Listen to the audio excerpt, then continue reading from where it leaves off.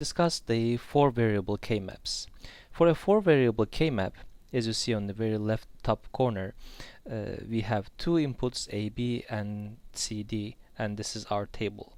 Again, be careful with this part that 1, 1 and 1, 0, 1, 1 and 1, 0 are not orderly put here. So this is 0, 1, 3, 2. Same as here. So if you put all the minterm numbers here, it's gonna be, this is 0 because 0, 0, 0, 0. Then 1, this is 3, 2, and then this is 4, 5, 7, 6, this is 12, 13, and 15, 14, 8, 9,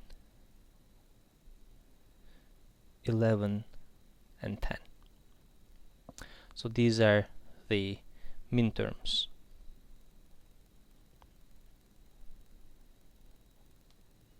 So when you say, let's say minterm 11, that means you're gonna put a 1 into that cell. So let's do a simple example. Let's say we have a Karnaugh map like this. So again, we need to look at for the adjacent terms, and as you see here, these two are next to each other. We can take these, and this is gonna be A is not changing, so I'll take A. This is 1, then I'm not gonna put a complement here. B is changing, so B is gonna be eliminated. C and D are not changing, and they are 0, so this is gonna be C naught, D naught.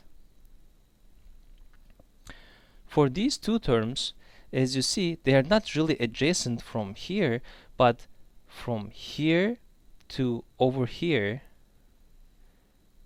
they are adjacent. So you can take these terms like this, and it's going to give you A is changing this time, but B, C, and D are not changing. Since B is 0, it's going to be B naught, then C, D naught. I want you to pay attention here that we didn't really take this one, which we could have. We didn't take this term. The reason that we didn't take this, because this doesn't really help us. It will just add another term to our function, since when we do this, we still need to take this one again, so we will have to do this again. So you need to cover all the ones with the minimum number of circles. That's the idea of simplification. Here is another one. This is now that there are 4 terms that you can combine, and another goal is to make bigger circles. So instead of taking only 2 of them, you want to take all these 4s and all these 4s together, so you can make your definitions much simpler. So this is going to be A and B are not changing. It's going to be A naught, B naught. Since C and D are all changing, so we eliminated that. So we have only 2 literal terms. For this one, A is not changing, B is changing, C is changing, and D is not changing. Again, we did not take a term like this, which we could have, but again, it's not going to help us.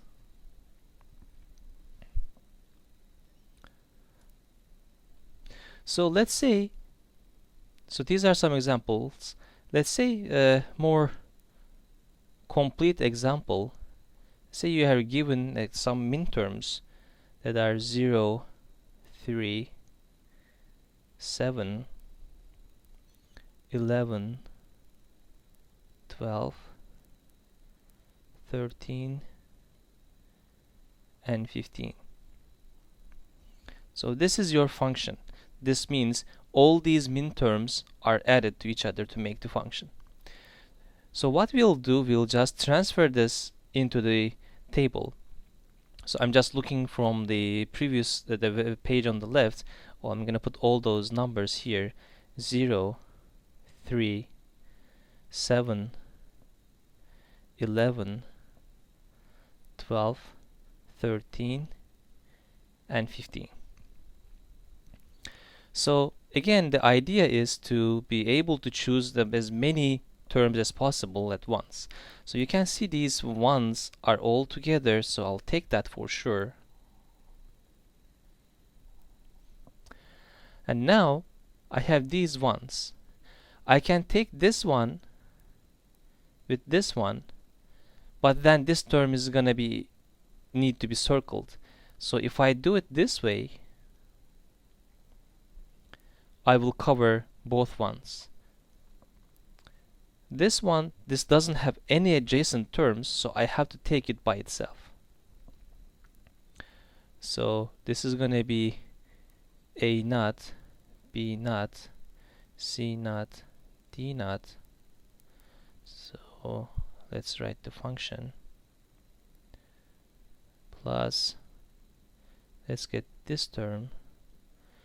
C and D are not changing, but A and B are changing all, so it's going to be CD, or this term. A and B are not changing, C is not changing, and D is changing. So this is our function.